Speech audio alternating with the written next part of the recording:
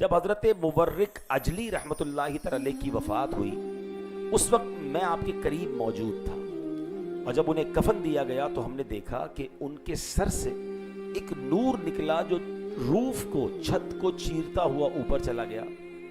ایسا ہی نور ان کے پاؤں کے پاس سے نکلا اور ایسا ہی نور ان کی باڈی سے، ان کے جسم کے درمیان سے نکلا. یعنی 3 جگہوں سے پارٹ آف دا باڈی سے نور نکل کر اوپر کی طرف گیا. ابھی ہم حیران تھے کہ یہ کیا ہو رہا ہے اور ان کے ساتھ یہ کیسا معاملہ ہو رہا ہے. تو حضرت مورق نے اپنے چہرے سے کفن ہٹایا اور کہا کیا تم لوگوں نے کچھ دیکھا ہے؟ ہم نے کہا جی ہاں، ایسے 3 نور بلند ہوتے ہوئے دیکھے. آپ نے فرمایا یہ سورہ سجدہ ہے جو میں ہر رات پڑھتا تھا. اس کی ابتدائی 14 آیات کا نور میرے سر سے، آخری 14 آیات کا نور میرے قدموں سے، اور آیت سجدہ کا نور جسم کے درمیانی حصے سے بلند ہوا ہے. اور یہ سورت میری شفاعت کرنے کے لیے آسمانوں کی طرف گئی ہے، اور سورہ ملک اس وقت میری حفاظت کر رہی ہے. اتنا کہنے کے بعد آپ کا انتقال ہو گیا. اللہ اکبر. قرآن کس طرح مرنے کے بعد حفاظت کرتا ہے، کس طرح عذاب سے بچاتا ہے. اور کچھ صورتیں تو وہ کمال کی صورتیں ہیں جو خاص یوں سمجھیے اس کے جو بینیفٹس ہیں، اس میں ایک بڑا بینیفٹ یہ ہے کہ وہ قبر کے عذاب سے بچاتی ہے. ورنہ غور کریں، مرنا تو بڑا مشکل کام ہے، روح نکلنے کی سختیاں. فرمایا روایتوں میں تلوار کے 1000 وار سے زیادہ سخت تکلیف ہے. پھر دنیا چھوٹنے کا غم، عزیز رشتہ داروں، آل اولاد سے جدائی کا صدمہ، اس کے ساتھ ہی قبر کی تنہائی، وحشت اور اندھیرے کا سامنا. 1000 طرح کی مشکلات ہیں جب بندے کی روح جو ہے اس کی باڈی سے جدا ہوتی ہے. مرنا تو ہم سب نے ہے، مگر اللہ سے دعا کرتے ہیں کہ اللہ ہمیں خیر و عافیت والی، کلمے والی، ایمان والی موت نصیب فرمائے. اب ذرا غور کیجیے، اپنی جگہ رکھ کر سوچئے کہ ہماری روح بدن سے جدا ہو رہی ہو اور اس کے ساتھ ہی قرآنی صورتیں ہماری مدد کے لیے پہنچ جائیں. آئے ہائے، اللہ کی بارگاہ میں شفاعت کریں. کوئی صورت عذاب سے بچا رہی ہو، کوئی مبارک صورت ہمیں وحشت و تنہائی کے سے بچانے کے لیے دل بہلا رہی ہو، تو سوچے پھر کتنا لطف ہوگا. تو قرآن سے جن کی دوستی ہے، تلاوت قرآن جو شوق سے کرتے ہیں اور صرف رمضان نہیں پورا سال قرآن سے اٹیچ رہتے ہیں، انہیں مبارک ہو. اب میرے پیارے اسلامی بھائیوں، سورہ، اب یہاں ایک پہلے وسوسے کا علاج، کیونکہ پرابلم یہ کہ جب بھی کوئی ایسی بات کرتے ہیں نا تو کچھ لوگوں کو، میمز بنانے والوں کو یا کچھ لوگوں کو سوالات شروع ہو جاتے ہیں کہ یار مرنے کے بعد کوئی کیسے جواب دے سکتا ہے، مرنے کے بعد کوئی کیسے زندہ ہو سکتا ہے. یہ تو جناب مولانا صاحب نے عجیب سا واقعہ سنا دیا. تو یہاں بھی پرابلم یہ ہے کہ قرآن پڑھتے نہیں ہیں. اگر قرآن پڑھیں تو قرآن پاک میں کئی ایسے واقعات موجود ہیں کہ مرنے کے بعد اللہ کی قدرت سے، ہمارا عقیدہ کیا ہے، رب چاہے تو اپنے بندوں کو مرنے کے بعد بھی زندہ کر سکتا ہے. تو قرآن میں کتنے واقعات ہیں، اب ذرا میں آپ کو اشارہ دے دیتا ہوں. پہلے سپارے میں، جو ماشاءاللہ قرآن پڑھ رہے ہیں تفسیر کے ساتھ وہ میری بات کو اگری کریں گے، پہلے سپارے میں 70 افراد کے مر کر زندہ ہونے کا واقعہ ہے. پہلے ہی سپارے میں ایک شخص کا جو قتل ہوا تھا، جس کی وجہ سے سورہ بقرہ، پورا نام ہی سورہ بقرہ ہے، وہ قتل ہونے والے نے پھر زندہ ہو کر اپنے قاتل کا نام بتایا. دوسرے سپارے میں 70,000 افراد کے مر کر دوبارہ زندہ ہونے کا واقعہ موجود ہے، جو حضرت حزقیل علیہ السلام کی قوم کے لوگ تھے. تیسرے سپارے میں حضرت عزیر علیہ السلام کا 100 سال تک دنیا سے سوئے رہنے کے بعد دوبارہ زندہ ہونے کا واقعہ موجود ہے. 15ویں پارے میں اصحاب کہف کا 309 سال یا 300 سال سے زیادہ عرصے تک غار میں سوئے رہنے کا اور دوبارہ زندہ کیے جانے کا واقعہ موجود ہے. تو یہ میری اور آپ کی عقل کے لیے مشکل ہے، میرے رب کے لیے تو کچھ مشکل نہیں ہے. وہ چاہے تو اپنی قدرت کا نظارہ دکھائے. یہ مردہ بھی زندہ ہو کر قرآن کی صورتوں کے فضائل بتا کر پھر قبر میں چلا گیا، لیکن اس نے ہمیں یہ پیغام دیا. تو پتہ چلا کہ قرآن پاک ایک کمال کا وظیفہ ہے. قرآن کیسا نور ہے کہ جو اسے تھام لیتا ہے وہ دنیا میں بھی اسے کام آئے گا اور قبر میں بھی کام آئے گا. تو پتہ چلا سورہ ملک اور سورہ سجدہ، ٹھیک ہے، پہلا وظیفہ یا پہلی بلیسنگ یہ لے لیں کہ یہ لمبی صورتیں زیادہ نہیں ہیں. رات کو سونے سے پہلے ان دونوں صورتوں کی تلاوت کرنا سنت مصطفیٰ ہے. صحابی رسول حضرت جابر رضی اللہ تعالیٰ عنہ فرماتے ہیں، ترمذی کی حدیث ہے کہ رسول پاک علیہ الصلوۃ والسلام سورہ سجدہ اور سورہ ملک کی تلاوت کیے بغیر آرام نہیں فرماتے تھے. اللہ کرے کہ ہم روزانہ رات سونے سے پہلے یہ 2 صورتیں پڑھیں. اور سورہ ملک کی تو کیا بات ہے، آج اسپیشلی میرا ٹاپک جو ہے وہ سورہ ملک ہے. سورہ ملک 29واں پارہ جہاں سے سٹارٹ ہوتا ہے، یہ وہاں سے، اور تقریباً 3 منٹ لگتے ہیں. اب پڑھ کے دیکھیں، اگر پراپر تلاوت کریں تو you required only 3 to 4 minutes to recite سورہ ملک. مگر سبحان اللہ 2 رکوع ہیں، 30 آیتیں ہیں. اس کو سورہ منجیہ یعنی نجات دلانے والی صورت، سورہ مانعہ یعنی عذاب روکنے والی صورت، سورہ شافعہ شفاعت کرنے والی صورت، سورہ مجادلہ یعنی اپنے پڑھنے والے کے لیے جھگڑنے والی صورت، اور سورہ ملک، یہ اس کے مختلف نام ہیں. حضرت ابو ہریرہ رضی اللہ تعالیٰ عنہ سے روایت ہے، ابو داؤد شریف کی حدیث ہے کہ مکی مدنی سلطان رحمت عالمیان صلی اللہ علیہ وسلم نے فرمایا قرآن کریم میں 30 آیتوں کی ایک صورت ہے، وہ اپنی تلاوت کرنے والے کی شفاعت کرے گی یہاں تک کہ اسے بخش دیا جائے گا. اور وہ کون سی ہے؟ آقا نے فرمایا تبارک الذی بیدہ الملک، یہ وہ صورت ہے. 4 minutes ریکوائرڈ. ہم سونے سے پہلے کچھ لوگ شاور لیتے ہیں، کچھ لوگ ڈریس چینج کرتے ہیں، کچھ لوگ برش کرتے ہیں، بہت ساری چیزیں جو لوگ کرتے ہیں، دوائی کھاتے ہیں، بہت ساری روٹینز ہیں جو سونے سے پہلے بندہ کر رہا ہوتا ہے. تو کیا 4 منٹ نکال کر ہم سورہ ملک نہیں پڑھ سکتے جو انشاءاللہ ہماری قبر میں شفاعت کرے گی؟ سبحان اللہ. ایک اور یعنی سورہ ملک کا ایک نام مجادلہ، جھگڑا کرنے والی صورت ہے نا. سنیے، روایت میں ہے سورہ ملک اپنے پڑھنے والے کی طرف سے جھگڑا کرے گی اور اسے جنت میں داخل کر دے گی. یہ جھگڑا وہ والا جھگڑا نہیں ہوگا جو آپس میں ہم لڑتے ہیں، ایک مان والا بھی تو ہوتا ہے نا کہ نہیں یا اللہ میں نے اس کی بخشش کروانی ہے، میں نے اس کی شفاعت کروانی ہے. اللہ کی بارگاہ میں یہ جو جھگڑے کے الفاظ آئے ہیں نا کہ اللہ کی بارگاہ میں وہ جو مان والی ضد ہوگی، یہ سورہ ملک کے بارے میں بھی آئی. اور مجھے ایک اور روایت یاد آئی، حدیث کا خلاصہ ہے، چلیں یہ بھی آج اچانک یاد آ گئی تو بڑی پیاری حدیث ہے. سورہ نساء میں نسائی شریف میں یہ حدیث موجود ہے، اور بھی کتابوں میں ہے کہ قیامت کے دن حدیث کا خلاصہ ہے کہ وہ نیک افراد جن کو اللہ کریم اپنے کرم سے جنت میں داخل فرما دے گا، ان میں سے کچھ لوگ وہ ہوں گے جو اللہ کی بارگاہ میں کھڑے ہو جائیں گے اور اللہ سے کہیں گے یا اللہ ہماری تو بخشش ہو گئی، مگر ہمارا ایک دوست ہے جس نے نمازیں ہمارے ساتھ پڑھی، ہم گواہی دیتے ہیں اس نے روزے رکھے، یا اللہ ہم گواہی دیتے ہیں وہ ہمارے ساتھ نیکیاں کرتا تھا، اے اللہ اسے تو نے جہنم میں ڈال دیا ہے کیونکہ اس کے گناہ زیادہ ہوں گے. اے اللہ تیری بارگاہ میں اس کے لیے سفارش کرتے. وہ بندہ اللہ سے مان والا جھگڑا کرے گا اور اس نیک شخص کو اجازت دی جائے گی کہ جاؤ اپنے دوست کو جہنم سے نکال کر جنت میں ساتھ لے جاؤ. اب یہاں اس روایت سے سیکھنے کو کیا ملا کہ یار زندگی میں کوئی ایک دوست تو ایسا بنا لے کہ جس کے بارے میں یہ امید ہو کہ اگر مجھے کچھ ہو گیا تو یہ اللہ کی بارگاہ میں کھڑا ہو جائے گا. اللہ نے اس کو ایسا مقام دیا ہے، یہ ایسا نیک ہے کہ مجھے امید ہے کہ انشاءاللہ یہ میری بخشش کا ذریعہ بنے اور میری شفاعت کرے. مگر کیا ہمارے ایسے دوست ہیں؟ آج تو دوست ایسے بنائیں کہ بندہ نماز پڑھے تو دوست مذاق اڑا رہے ہوتے ہیں. ابھی رمضان کے بعد ایسے دوست نکلیں گے، بندہ عید کے دن جائے نا نماز پڑھنے، کہہ رہے بھائی ہو گیا رمضان کمپلیٹ ہے، اب سنیما، اب ڈرامے، اب گھومنے پھرنے چلو بھائی، اب تو موج کرنے کے دن ہے. یعنی وہ دوست جو مجھے نیکی پر ٹونٹ کریں، میں عبادت کی طرف آؤں تو مذاق اڑائیں میرا، مجھے وہ دوست اچھے لگتے ہیں. نہیں میرے پیارے اسلامی بھائی، دوست وہ ہوتا ہے جسے دیکھ کر خدا یاد آ جائے. ہاں روایتوں کا مضمون ہے، دوست وہ ہوتا ہے جسے دیکھ کر خدا یاد آ جائے. ایک اور روایت یہ ہے کہ دوست کے دین پر ہوتا ہے. سوچے میں کس دوست سے دوستی کر رہا ہوں. اچھا کچھ لوگ تو اور آگے بڑھ جاتے ہیں، کہتے ہیں میرا دوست غیر مسلم ہے، میں جانتا ہوں میرے دوست کے عقیدے ٹھیک نہیں ہیں، میں جانتا ہوں اس کا عجیب سا خیالات ہیں اللہ رسول کے بارے میں، اس کے صحابہ اہل بیت کے بارے میں، اولیاء کے بارے میں بڑی بکواس کرتا ہے، مگر وہ اس کا ایمان ہے، میں تو صرف کھانا کھاتا ہوں، رات کو کھیلتے کودتے ساتھ ہیں. ولا حول ولا قوت الا باللہ. جو اللہ کے بارے میں، رسول کے بارے میں، صحابہ کے بارے میں، اہل بیت کے بارے میں بری بات کرے، وہ میرا دوست ہو کیسے سکتا ہے؟ آپ کے ماں باپ کے بارے میں کوئی بری بات کرے، دوستی کریں گے اس سے؟ بتائیے نا. آپ کی ماں کو گالیاں دے اور ام المومنین کے بارے میں بری بات کرے، آپ کہیں گے یار یہ تو اس کا مسئلہ ہے، میں تو بس رات کو پیڈل ویڈل کھیل رہے ہوتے ہیں، پھر رات کو ڈنر کو جاتے ہیں، چائے پیتے ہیں، دوستی ہے، باقی اس کا عقیدہ الگ ہے، میرا عقیدہ الگ ہے. کیا جواب دو گے آپ قیامت کے دن ان صحابہ کرام، اہل بیت اور ان بزرگان دین کو جن کے بارے میں وہ بکواس کرتا ہے؟ دوست کے دین پر ہوتا ہے. دوست وہ بناؤ جو قیامت کے دن شفاعت کر سکے. مگر شاید ہم ایسے دوست بنا رہے ہیں جو شاید قیامت میں ہماری پکڑ کا سبب نہ بن جائے.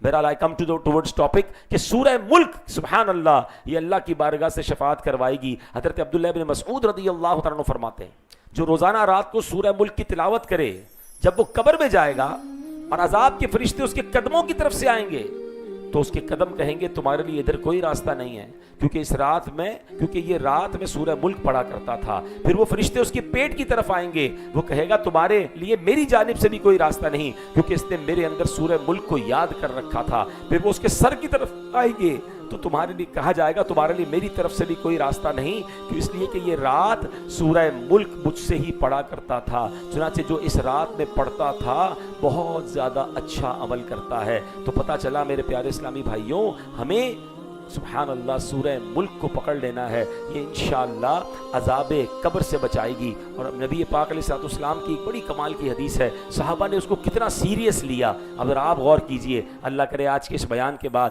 ہم بھی اس کو اسی طرح سیریس لے لیں۔ حضرت انس بن مالک رضی اللہ تعالیٰ روایت کرتے ہیں کہ نبی پاک علیہ الصلوۃ والسلام نے فرمایا کہ ایک شخص فوت ہو گیا، اسے سورہ ملک ہی یاد تھی، جب اسے قبر میں اتارا گیا تو عذاب کا فرشتہ آ گیا، تو یہ صورت اس کے سامنے ہو گئی۔ فرشتے نے کہا تم کتاب اللہ ہو اور مجھے تمہاری بے ادبی پسند نہیں ہے، میں تمہارے لیے اس مرنے والے کے لیے اور اپنے لیے کسی نفع اور نقصان کا مالک نہیں ہوں، اگر تم اسے عذاب سے بچانا چاہتی ہو تو میرے ساتھ اللہ پاک کی بارگاہ میں چلو اور وہاں جا کے سفارش کرو۔ سورہ ملک اس فرشتے کے ساتھ، عذاب کے فرشتے کے ساتھ بارگاہ الہی میں حاضر ہوگی۔ یہ نبی پاک واقعہ سنا رہے ہیں اور عرض کی، اے میرے رب، تیرے فلاں بندے نے مجھے تیری کتاب سے منتخب کر کے سیکھا، میری تلاوت کی، اے اللہ کیا تو اسے آگ میں جلائے گا، اسے عذاب دے گا حالانکہ میں اس کے پیٹ میں ہوں؟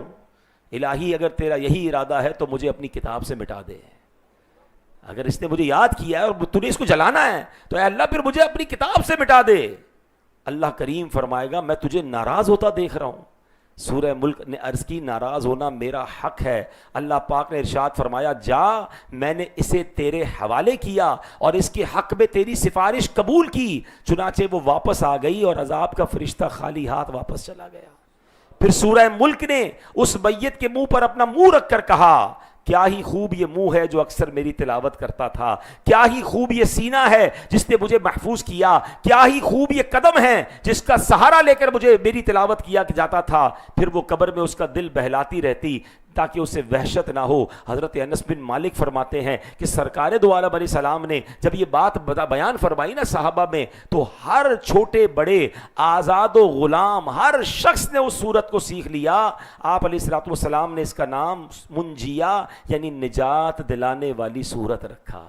جتنے صحابہ تھے بڑے چھوٹے سب نے صورت کو یاد کر لیا کہ ایسا مرنے کے بعد کام آنے والی صورت ہے اور اس طرح اللہ کی بارگاہ میں سفارش کرے گی، تو سب نے سورہ ملک جو ہے وہ جناب یاد کر لی۔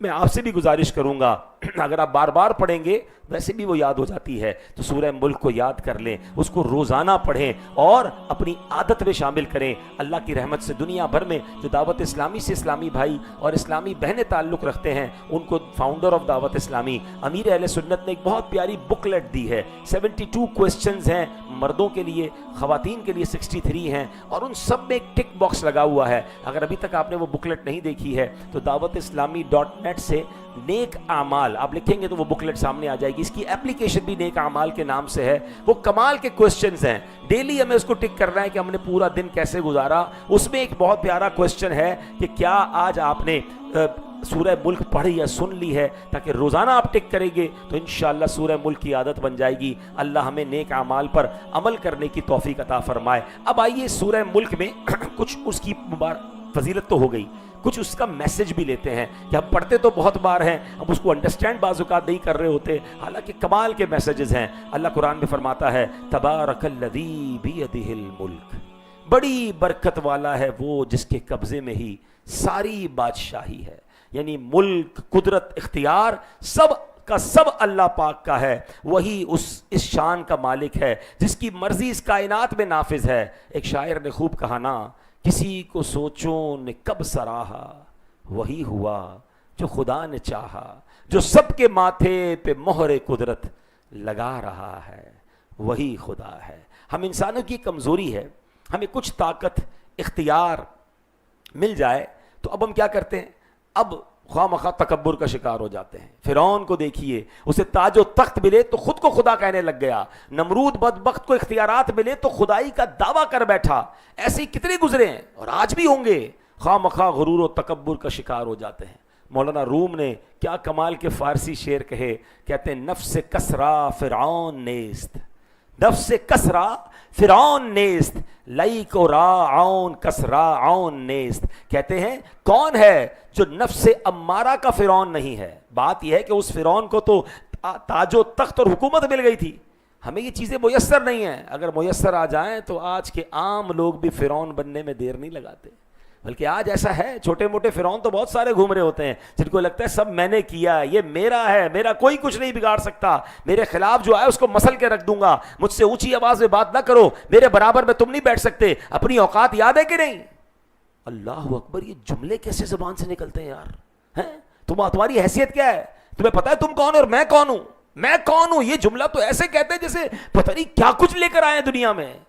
ارے تخت و تاج والے، بڑے بڑے محلات والے، جس سے رب ناراض ہوا انہیں اس نے کیسے برباد کیا؟ اے میرے پیارے اسلامی بھائیوں، سچی بات تو یہ ہے کہ ہم بے بس ہیں، ہم عاجز ہیں، ہم ناقص ہیں. کتنے قسم کے دائرے ہیں جس میں ہم پھنسے ہوئے ہیں. قرآن کیا کہتا ہے؟ اللہ اکبر، سورہ رحمان میں آپ نے پڑھا ہوگا، یا معشر الجن والانس ان استطعتم ان تنفذوا من اقطار السماوات والارض فانفذوا. کہتے ہیں نا میرا سب کچھ ہے، ایک دائرے سے ذرا نکل کر تو بتاؤ. قرآن کہتا ہے اے جنوں اور انسانوں کے گروہ، اگر تم سے ہو سکے کہ آسمانوں اور زمین کے کناروں سے نکل جاؤ تو نکل جاؤ. نہیں نکل سکتے. اس آسمان و زمین کے اس دائرے میں ہم قید ہیں، ہم کہیں نہیں جا سکتے. ہم نہ ماضی میں پلٹ کر جا سکتے ہیں، نہ ہم فیوچر میں جا سکتے ہیں. ایک لمحہ ہے ہمارے پاس، بس یہ چند سیکنڈ جو ہے نا، بس اسی پر تو ہم اختیار رکھتے ہیں. ہم ٹائم لیس بھی نہیں ہو سکتے. ایسا بھی نہیں ہو سکتا کہ وقت گزرتا رہے میرا ٹائم نہ گزرے. کچھ بھی میرے آپ کے اختیار میں نہیں ہے. ہم گو ود دا فلو ہیں. ہمیں جیسی زندگی چل رہی ہے وہ ایسی ہی گزارنی ہے. تو پھر اپنی بے بسی کو یاد رکھے نا کہ میری اوقات کیا ہے جو میں تکبر کروں. اللہ اکبر. سورہ ملک میں تکبر کرنے والوں کو کیسے جھنجھوڑا گیا، اپنی بے بسی کیسے یاد دلائی گئی ہے. اللہ قرآن میں فرماتا ہے قل ارأیتم ان اصبح ماؤکم غورا فمن یأتیکم بماء معین. یہ آخری آیت ہے نا سورہ ملک کی. کیا فرمایا؟ تم فرماؤ بھلا دیکھو تو اگر صبح کو تمہارا پانی زمین میں دھس جائے تو وہ کون ہے جو تمہیں نگاہوں کے سامنے بہتا ہوا پانی لا دے. غور کیجئے کتنے مجبور ہیں کہ ہماری زمین کا اگر پانی خشک ہو جائے نا، ہم اس لائق نہیں کہ پانی نکال سکیں. اب یہ تو اللہ نے اپنی قدرت کا نظارہ دکھایا، مگر فلسفی ہوتے ہیں. مثنوی یہ مولانا روم نے لکھا کہ ایک فلسفی تھا، اس نے یہ قرآن کی آیت سنی، کہا اس میں کیا پرابلم ہے؟ تمہارا اللہ کہتا ہے کہ پانی زمین میں دھس جائے تو کوئی نہیں نکال سکتا. ہم مشین لائیں گے، بورنگ کی بڑے بڑے آلے لائیں گے، سائنس کو استعمال کریں گے، سارا پانی نکال لیں گے. ہمارے لیے کیا مشکل ہے؟ بڑا تکبر، بڑا اس کا جناب غرور. رات وہ شخص سویا تو خواب میں ایک طاقتور شخص آیا اور اس نے اس فلسفی کے منہ پہ زوردار تماچا مارا. ایسا چانٹا مارا کہ اس کی دونوں آنکھیں باہر نکل آئیں. ساتھ ہی آنکھوں میں جو نور کا ایک ایک قطرہ ہوتا ہے نا، وہ قطرہ گر کر زمین میں جذب ہو گیا. زمین آنکھوں سے نکلا، زمین میں جذب ہوا. یہ سارا واقعہ خواب میں ہوا. صبح اٹھا تو اس کی دونوں آنکھیں بے نور، اس کو کچھ نظر نہیں آ رہا. اللہ اکبر. خواب میں آنے والے شخص نے کہا تھا کہ تو کہتا ہے کہ اللہ پانی زمین میں دھسا دے تو ہم آلات سے نکال لیں گے، تیری آنکھوں کا جو نور کا ایک ایک قطرہ زمین میں جذب ہوا ہے نا، پہلے وہ نکال کے دکھا. صبح ہوا تو آنکھیں نہیں تھیں، وہ اندھا ہو چکا تھا. آنکھوں کا نور بندہ نہیں لا سکتا واپس، تو اللہ چاہے تو پانی کہاں سے آئے گا. اللہ اکبر. اے میرے پیارے اسلامی بھائیوں، اس کے غرور اور تکبر کا سارا نشہ اتر چکا تھا.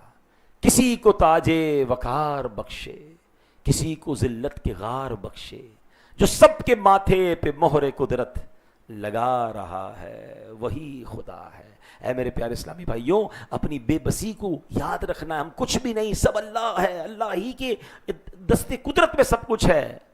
اللہ قرآن میں سورہ ملک میں ہی فرماتا ہے نا، اَأَمِنْتُم مَّن فِي السَّمَاءِ أَن يَخْسِفَ بِكُمُ الْأَرْضَ فَإِذَا هِيَ تَمُورُ أَمْ أَمِنْتُم مَّن فِي السَّمَاءِ أَن يُرْسِلَ عَلَيْكُمْ حَاصِبًا فَسَتَعْلَمُونَ كَيْفَ نَذِيرٌ. کیا تم اس اللہ سے بے خوف ہو گئے جس کی سلطنت آسمان میں ہے، اس بات میں کہ وہ تمہیں زمین میں دسا دے تو وہ زمین اچانک کانپنے لگے؟ یا تم اس سے بے خوف ہو گئے جس کی سلطنت آسمان میں ہے، جو اس بات میں کہ وہ تم پر پتھراؤ بھیجے تو تم جلد جان لوگے کہ میرا ڈرانا کیسا تھا. میرے پیارے اسلامی بھائیوں، ہم تو اپنی سانسوں پر بھی اختیار نہیں رکھتے. اگر زمین میں دھسا دیا جائے، آسمان سے پتھر برسا دیے جائے، کیا بنے گا ہمارا؟ تکبر نہ کریں. یہ جو بہت ساری پلاننگز کے بعد دل میں یہ خیال آتا ہے نا کہ ایوری تھنگ از سیٹ، اتنا کما لیا کہ اب ساتوں پشتے کھائیں گی، یہ بھول ہے ہماری. راتوں رات سب کچھ جا سکتا ہے. اس وقت عرب ممالک میں جو ہو رہا ہے ہمارے سامنے ہے، کیسے پلانز تھے، کیسی باتیں تھیں کہ جناب یہ تو دنیا میں جنت ہے، the most safest place on earth. اور جناب لوگ کہتے ہیں ادھر کاروبار کرو، اپنا سرمایہ سب کچھ ادھر لگا دو، کبھی کوئی مندی نہیں آنی، کبھی کوئی نقصان نہیں ہونا. میرے پلان ہیں، یہ بلڈنگ کھڑی کر رہا ہوں اتنے سال بعد ڈبل 3 گنا، اگلے 4 بلڈنگیں کھڑی کروں گا، پھر یہ ہو جائے گا، یہ کاروبار، یہ دنیا کا ٹریول. چند گھنٹے لگے اور اس کے بعد کیا ہوا؟ اور یہ ایک واقعہ نہیں ہے، ہماری زندگی میں ایسے کئی واقعات ہیں. لوگ کہتے ہیں جناب ایسا بزنس کرو جو 24/7 چلتا ہے، ایئرپورٹ پہ کام ہونا چاہیے. اب کووڈ میں ہم نے دیکھا دنیا بھر کے ایئرپورٹ بند ہو گئے. کیا بند نہیں ہوا؟ یہ میں بار بار بتایا جا رہا ہے کہ وہی تو ہے جو نظام ہستی چلا رہا. ہماری پلاننگ کچھ نہیں ہے، ہمارا ارادہ کچھ نہیں ہے. وہ بندے ہمیشہ کامیاب ہوتے ہیں جو یہ بات ذہن میں رکھتے ہیں کہ جو کچھ ہے وہ میرے رب کا ہے، جو دیا وہ بھی رب کا ہے، اور اللہ کریم میرے لیے جو فیصلہ کرے گا وہ بہتر ہے. عاجزی کے ساتھ، انکساری کے ساتھ، تکبر سے بچ کے جو لائف گزارتے ہیں وہی کامیاب ہوتے ہیں. اللہ کریم ہم سب کو آفتوں سے محفوظ فرمائے.